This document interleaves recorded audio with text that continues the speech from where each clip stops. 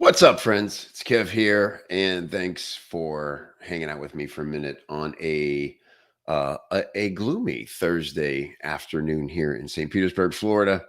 Gearing up for next week's big freelancing transformation boot camp. Really excited about it. As you probably know, if you've been over to copychief.live, amazing lineup of speakers. Paris Lampropoulos, David Deutsch, Cole Schaefer, Laura Belgray, Selena Sue, Dean Jackson, legends, Chris Orzakowski, Jessica May Stafford, my own personal financial business guru, and Adrian Dorison. It's amazing, and I'm really excited to spend these 3 days with everybody because this is literally what I would teach anybody uh, who really wanted to have a successful freelance career, including my own kids. I put this through the lens of if my kids are 18 and 15 and they're feeling their way around the working world already. They're doing entrepreneurial things. They're having their first jobs. And of course, what I want for them is to be independent, and to you know, I want to really nurture their entrepreneurial spirits. But everybody's got to have their own experience and everybody's got to come to it their own way, right?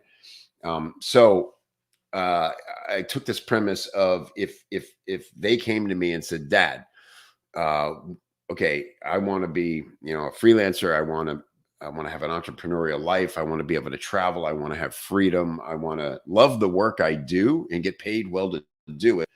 What do I need to know? What are the three most important things you would share with me to make this work?" And that's how I wrote this event. That's how I structured this event.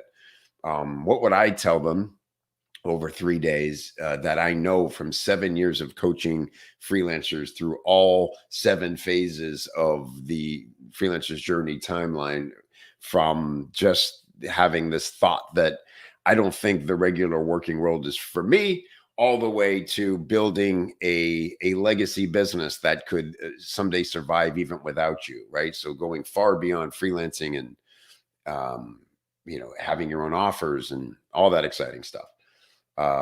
And who else would I invite to share their best stuff, right? Because I'm privileged to have this great network of really bright people who have guided me in so many ways, whose advice I seek when I uh, you know am at a crossroads, and mentors who have come in and completely changed my thinking, changed my mindset.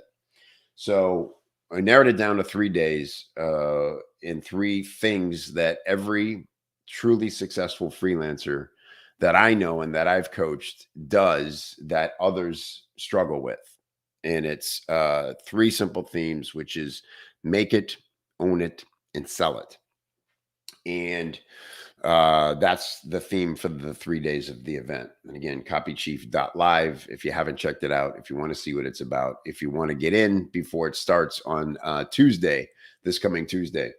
Um, and so I want to talk today a little bit about specifically what I think makes a great client.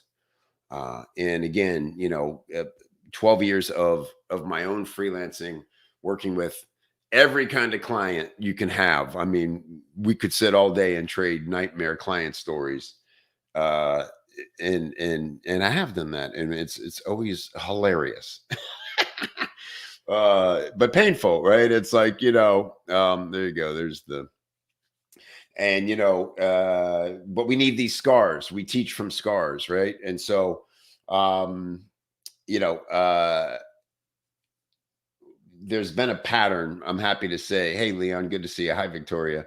That a very positive trend I've seen, especially since the pandemic and all the upheaval in the world, where the best clients are more flexible in how they work with creative freelancers, and they want more uh, steady, uh, agreements. They want retainers. They are often very interested in having you go full time with them. What does full time mean? We'll talk about that in a second. And look, to me, that's a bit of a dream come true. I've seen more high level freelancers, talking about people with their own thriving freelance business where they work with only the kind of clients they want to work with on their terms, getting the top dollar for their time, for their services, because they get results, because they've done it, they've proved it. And uh, you know, put that aside for up to a year to go full time with their best client. And you might say, why would you do that? We work so hard to have a business where we don't want to be anything like an employee of a company. And the reason is that, you know, if it's the right situation and you have a great client who is pushing you creatively and you're seeing the results of your work, and you're in a good workflow with them, you cooperate well, you collaborate well, that is honestly the most valuable thing that can happen in your career. And the great thing about it is you can spend 6 months on a contract doing that. You could spend a year. You could, test it out for 3 months and have it grow into a lifetime partnership, right? The most successful freelancers I know end up in two places. Number one, they partner with a company, and do rev share and basically become an integral part of that company, say like a marketing director, creative director. Or they take all the experience they gain along the way and they create their own products, they create their own offers. Sometimes both, but usually it's one or the other. And I have a whole training around this, by the way, called the 3 paths of a successful freelancing career, that talks about the 3 different sort of personality types that you might recognize in yourself that make it easier to choose that, yes, I'm definitely a partner type. I'm definitely an entrepreneurial type. But for right now, what I want to share with you is what these clients are looking for. So we've established that it's a good idea to consider long-term contracts, right? So how do you make yourself attractive to really great clients who want to work steadily with great creatives? And what should you be looking for to see if it's a good match for you? All right. So um, first of all, just understand and embrace that being a creative freelancer in this day and time is the most valuable asset you can have. Like, congratulations. Because you've decided to go all in on a thing, or you're working towards going all in on a thing that you love to do. But in the past, being a creative, the whole starving artist thing, that was, rightly kind of a punchline, starving artist. I mean, that was me as a stand-up comic. It's a little different as being an entertainer. I didn't have leverage. I didn't know how to make people money, but it's essentially the same gig. I get to bring creative ideas and solve problems for myself, for clients, for freelancers, and that pays well.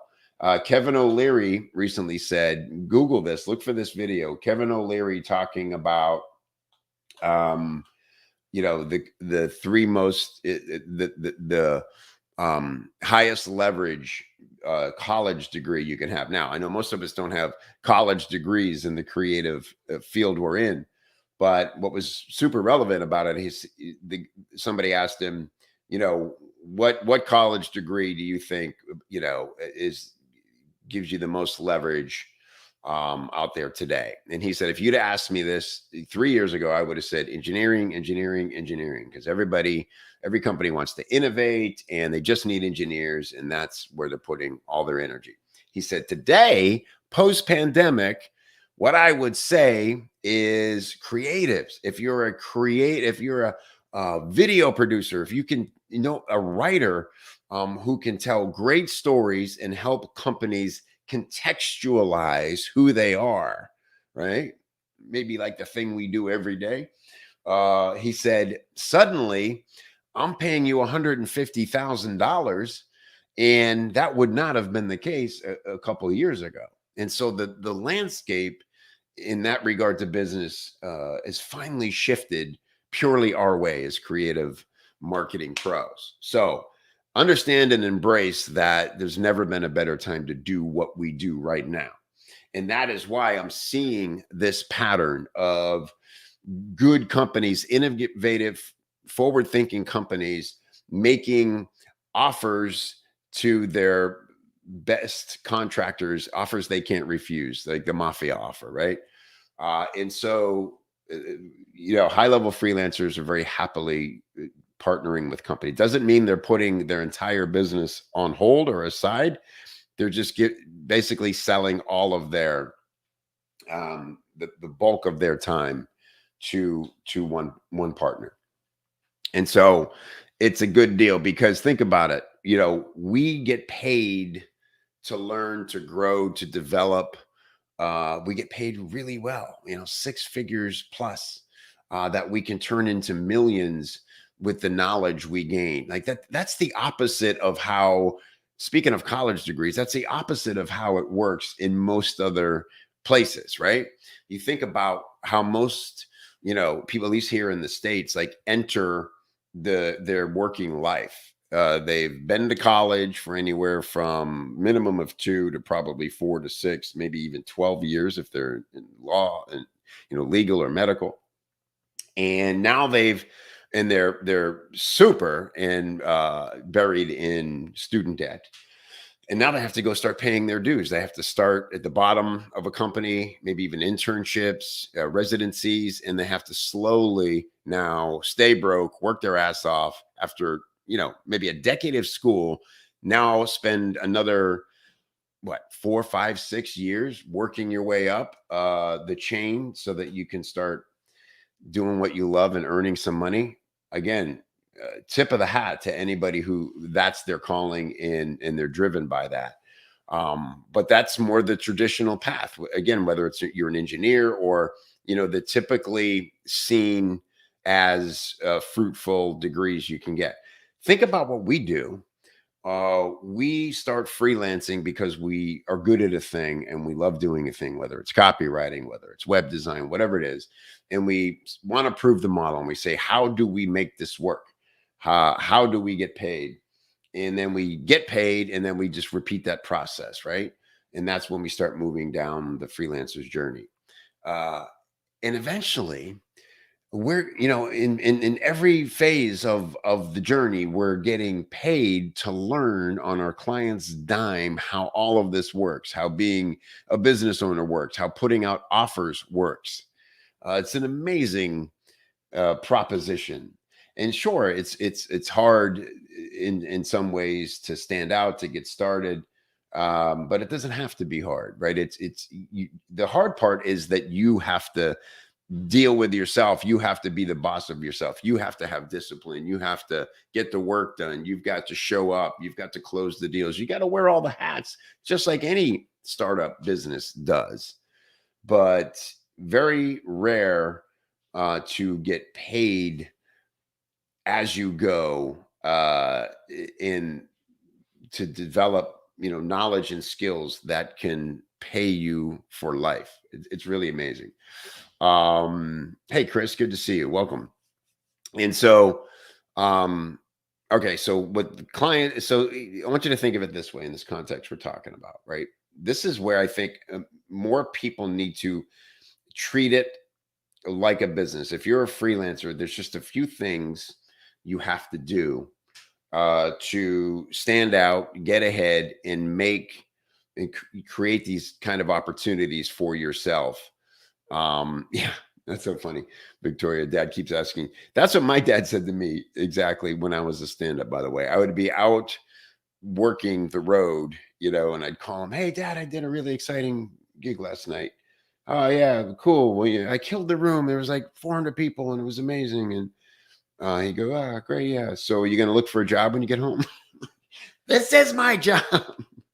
But that's the thing. Like the old school, they never had this opportunity, Victoria, right? Like they don't recognize what this is. It didn't exist really when they were our age and coming up in the world. And so that's what's so exciting about it. And that was why it was so exciting to hear Kevin O'Leary, a guy who invests in a lot of business, who is owns several businesses, cite what we do is the most valuable asset in business right now. It's wicked exciting.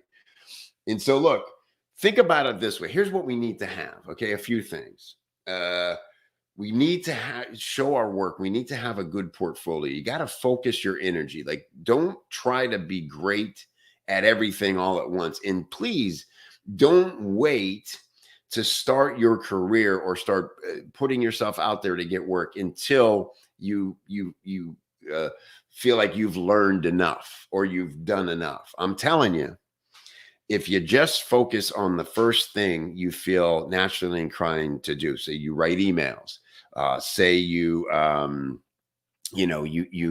really good at um, understanding sales funnels and seeing. I was talking to one of our accelerator members yesterday. I said, what do you love to do most? He said, I said, what do you feel good at? Where's your natural ability? He's like, I'm really good at seeing holes in a funnel.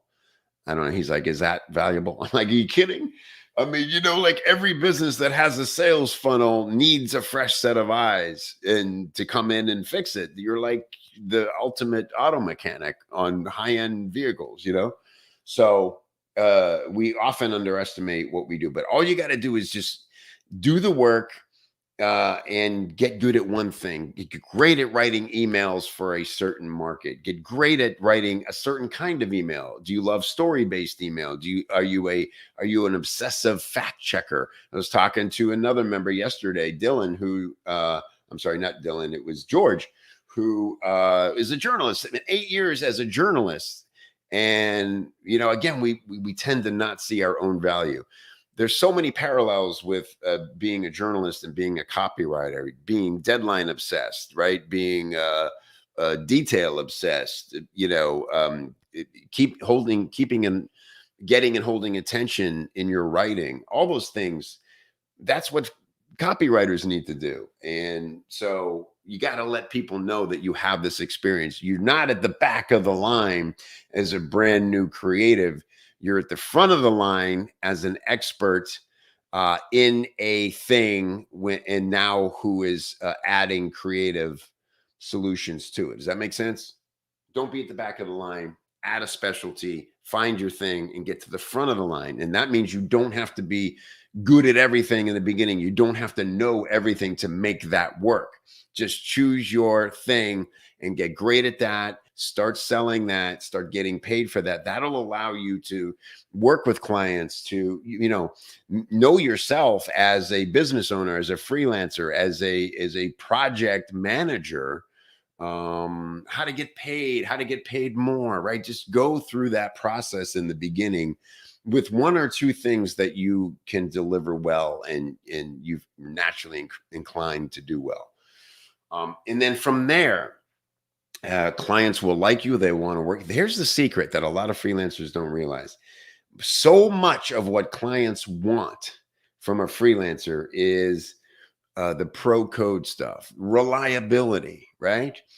They want to trust that you'll deliver on time. They want to feel confident that you'll bring creative ideas and solutions to their marketing. Those so much of that is the value of what we do. And I just released a thing.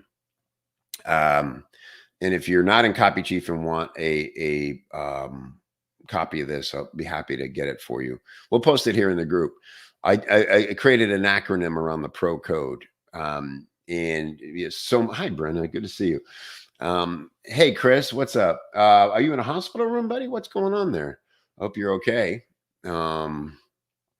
It's good to see you, and I hope you're well. Let me show you this real quick. Chrome tab. Real simple. I like acronyms because they're easy to remember things. Um, but the pro code, right? And so when I thought of this as an acronym, I thought there's three adjectives that you want attached to you as a service provider: being punctual, responsible, and organized. That alone, huge for a client. And then there's four verbs to live by on every project. You communicate, obligate, deliver, and energize, right? And so uh, the first three should be pretty obvious. I want to focus on just one of these real quick. Obviously, communicate. You've got to communicate well. And when we talk about communicating, by the way, it's in three phases. It's before, during, and after the work. Okay. So the biggest thing to know about communicating before you land a client is follow up, follow up, follow up, follow up. Every client I talk to says, I just wish the candidates, the applicants would follow up more because I'm busy and sometimes I forget about the one that excited me. It's my fault for not maybe getting back sooner, but the ones that end up following up are the ones that get hired. So follow up twice more than you're comfortable doing. Get it out of your head that you're being a pest or whatever else. Just follow up.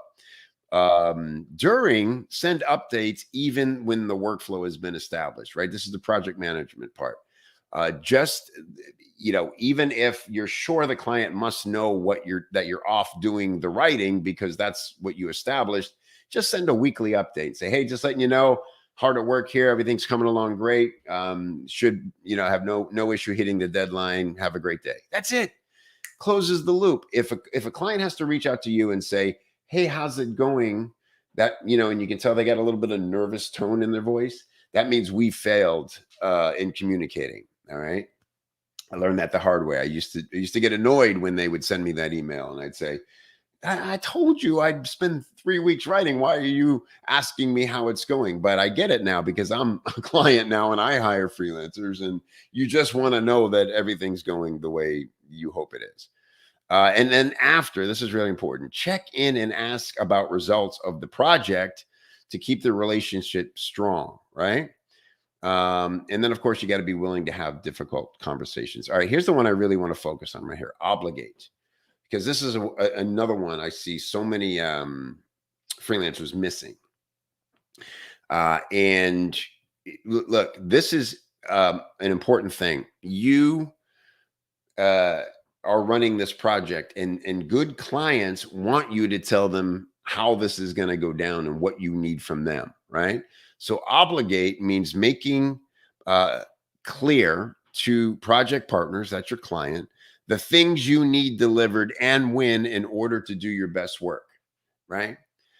So too often freelancers hesitate to express the client's obligation to the project out of fear of being a nuisance, when in fact quality clients expect you to be clear and proactive about your needs. So when I would deliver a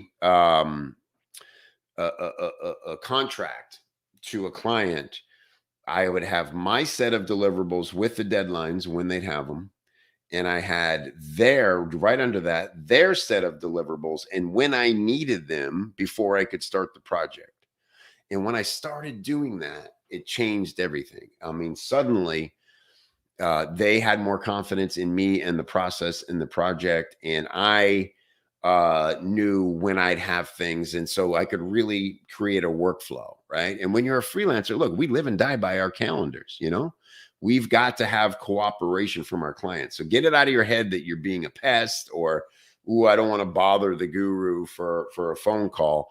They want you to be on them and asking them and asking good questions and trying to get every bit of information you can get, because that's how you do great work. That's the beauty of being a creative. They don't understand our process of how we take that information and turn it into great marketing, great creative.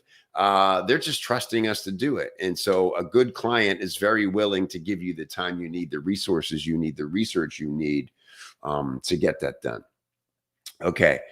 Okay, Chris, good. I'm glad, buddy. I'm glad to hear you're doing okay. So that's it. I just wanted to give you that. And look, we do things a little differently at Copy Chief. If you're a member, you know this. The way we introduce creatives to clients is, look, we're the only community I've ever heard of where uh, clients pay us to put their jobs in front of our community. All right. How different is that from the stuff you see on Upwork or the stuff you see on Facebook in these Facebook groups where dude bro marketers are going, if you can prove yourself to me, I might give you an opportunity to write something. And what? Not how this works. And so, why is Loom trying to start? I don't get that. So uh, we like to do things our way, and we introduce you to people who come to Copy Chief because we have a reputation for delivering quality, people who live by the pro code, and they know that if they're going to put an ad in front of our group, they've got to respect the craft, and they've got to respect the creative. So don't compromise, and make this your new standard. And if you aren't signed up already for the event, please come meet some of these clients during our roundtables. We've got about a dozen or so companies listed right now who are hiring, who we've spoken to, who we've vetted, who are really excited to meet more creatives like you. Next week at the event. So November 9th, 10th, and 11th, copychief.live. And if you guys have any questions, I'm happy to answer them. Otherwise, I'm excited to see you there next week. I just want to check on. Cool. Okay, Chris. Oh, man. Oh, wow. Car accident. Oh, I'm so glad you're doing better. Goodness gracious. Yeah, that's scary. I'm so glad you're okay.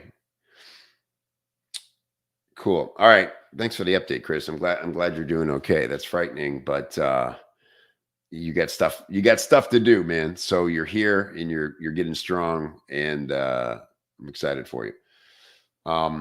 Leon, yes. Yes, and I'll see you tomorrow. By the way, tomorrow I'm doing a special training on a little bit more about this, going to get more detailed about and answer your questions. I want to have a conversation like a town hall, just prepping you for meeting the clients next week. And